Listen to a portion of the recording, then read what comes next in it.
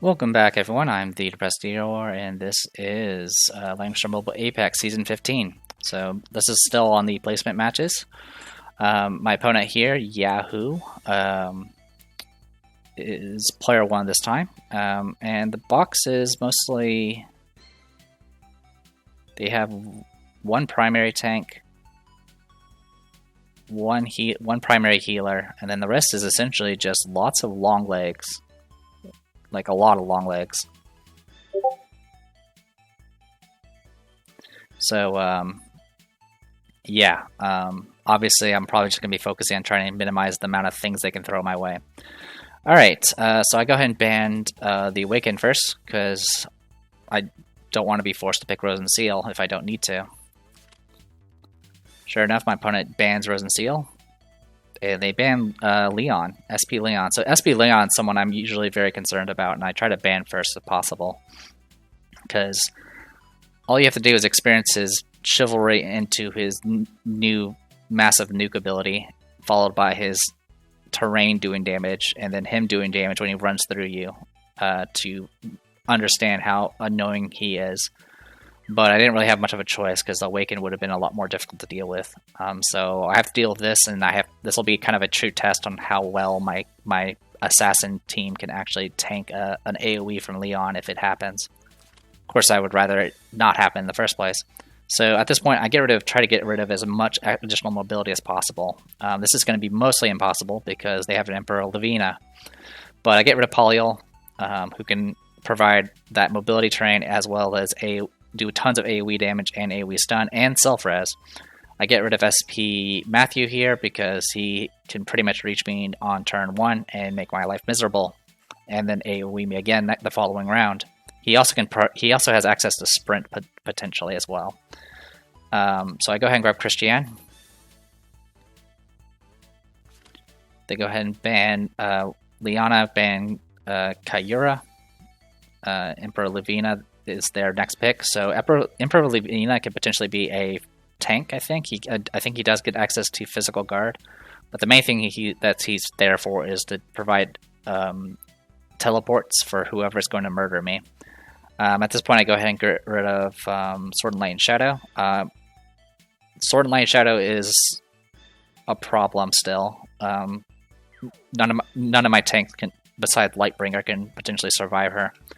I go ahead and get rid of Wedham as well, because I didn't really want to deal with his nonsense, because Leon's going to be able to reach me easily, so once I get damaged, I become in range of Wedham. Grab Sissy White again. Yeah, at this point I had only 2 healers. They go ahead and get rid of my Karika, get rid of my Sherry, probably targeting my Princess faction, and they grab Rodham. I go ahead and get rid of Helena, get rid of Grinshield, get rid of Longwit. Pretty much get rid of long legs, AoE, as well as anyone that can negate my guard. I grab my Grinshield. They go ahead and get rid of my Sword and Light Shadow and Awaken. So this is like this is what fourth ban, Awakener and Sword and Light Shadow. As you can see, that's really not the main focus of my strategies anymore. They grab sorry, it's I believe this is Kagura. I believe it's her KA name. Which we haven't seen in a while. I get rid of Jintoki, get rid of Kyura, and grab Silvaria at this point. I do have an act again, but it does require some time to charge up, at least 1 round. And they go ahead and get rid of my remaining healer, get rid of my remaining tank, and they grab Rose and Seal, which I'm completely okay with. So I can either take Tatalia or Pyrotes. As I mentioned in the previous video, Tatalia is only 4 stars, so I grab Pyrotes. Alright.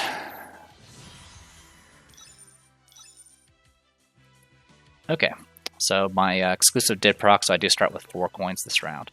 Grinshield, standard kit with War Falcons. Pyrotes, standard kit with Forest Night Elves. Silvaria, standard kit with Disarm and Deck Gunners. Christiane, standard kit with Phalanxes.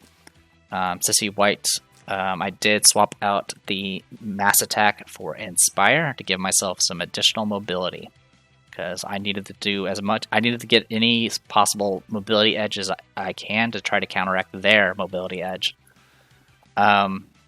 This does mean that Perotes does, out of the box, does not actually have a attack buff, I don't think.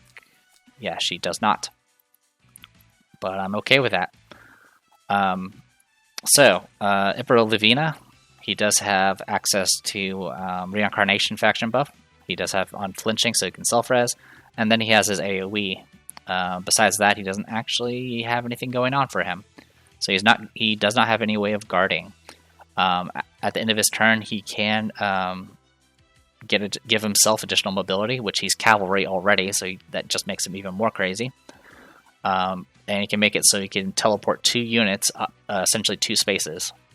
So yeah, as you can probably guess, the idea is probably to move up with the Liberalina, teleport these 2 up closer, and then, you know, murder me. We got Rosen Seal here. Oh, sorry, I didn't talk about the troop. Giant Lizard Riders, for those who don't know, have attack and defense increase, and if there's no one within 1 block, it gets even more of an attack increase. Rosen Seal, full heal with 3C and Fighting Monks. Rodham here has Shinobis, which I don't usually see very often. And he does have his guard bypass, his grapple, and all that usual stuff you expect from him. We also got Leon here. SP Leon, he does have Mechanical Knights, which gives him some ability to negate defensive terrain. But he doesn't really need it, I don't think. He does ignore... he can move through he can move through enemies. I think this is the first time we've had SP Leon on video, so I'm going over his shit.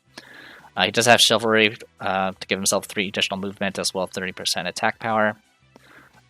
This aura thing he gets is really annoying. It makes it so all of the cavalry units will get increased attack and intelligence. And they get attack boost when attacking lancers and first strike if attacking infantry. And if he has this exclusive equipment, all allied cavalry units can also move without terrain restrictions, which is pretty ridiculous. Which right now I can't tell if it is or not. Well, actually, I'm pretty sure Leon probably has his exclusive because it's Leon. And then he has his AoE that does lots of extra damage, can't not receive healing to infantry units. And then it also does the Nether Flame terrain. Also, as part of his kit, he can just, everywhere he moves, he leaves a trail of Nether Flames, which does fixed damage and reduces damage. Let's see. Yeah, and reduces damage dealt. So yeah, we get to deal with that nonsense. So right off the bat, we got Emperor Lavina here, already opening with a faction buff, which only applies to Kagura here. And then teleports those 2 spaces closer. So yeah, and then he gets this fancy buff here, and as you can see, yeah, he can already reach us with an AoE if he wants to. Leon can go to here, and then 1, 2, 3 at the moment. Yeah, he can get pretty close, but he won't be able to actually hit us just yet. Kagura, on the other hand, yeah, so Leon does have the exclusive, so she's able to ignore terrain restrictions. Her move act again is 4 spaces, so she can actually go 1, 2, 3, 4, and actually reach me right now with Kagura, which is really annoying. So, with that in mind, I opt to go ahead and faction buff first,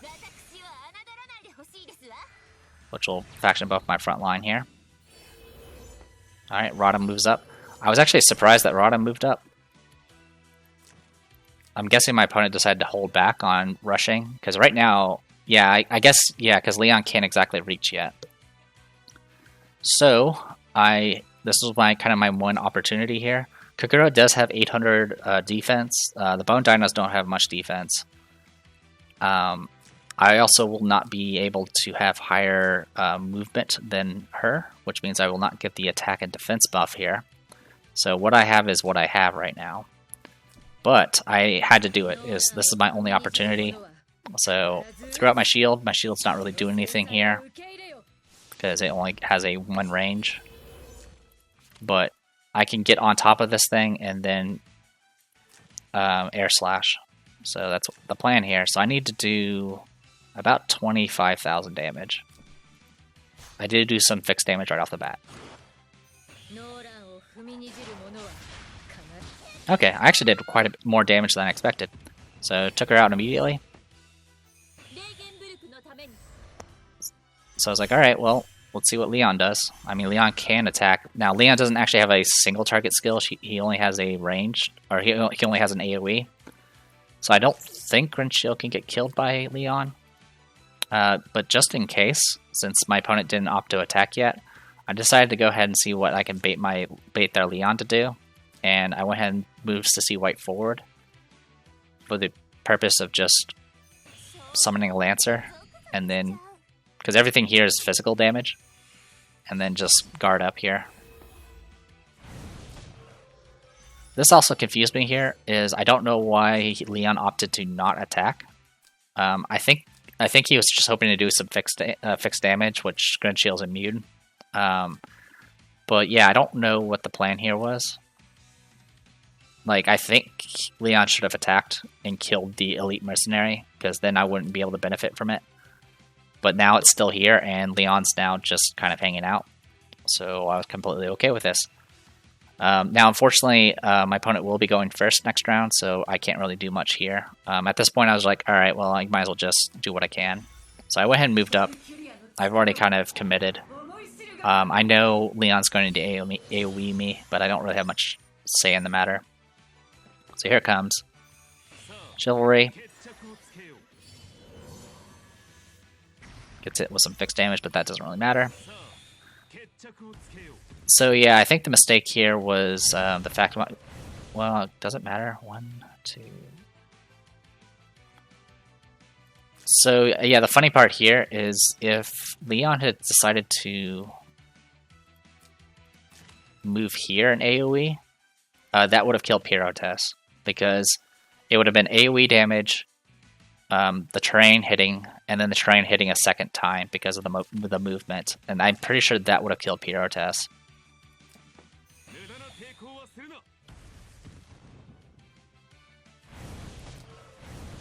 But she didn't. Yeah, this would have... Yeah, guaranteed this would have killed Pyrotes. But instead, he didn't. In fact, yeah, at this point, moving here ensured that he couldn't actually stomp on anyone. Oh, I see. So the target was going after Silvaria, which unfortunately came up short. Again, still would have been better just to move here and then move down to here. And that would have gotten both of them. And that would have left Silvaria in this state, and then Pyrotes would have just died. But since neither of them are dead, Silvaria can't move anyway, so she's going to die from Nether Flames unless I heal. But I'm within sniping range of Rodham here, so we're just going to end you. Hello, Crystal Edge.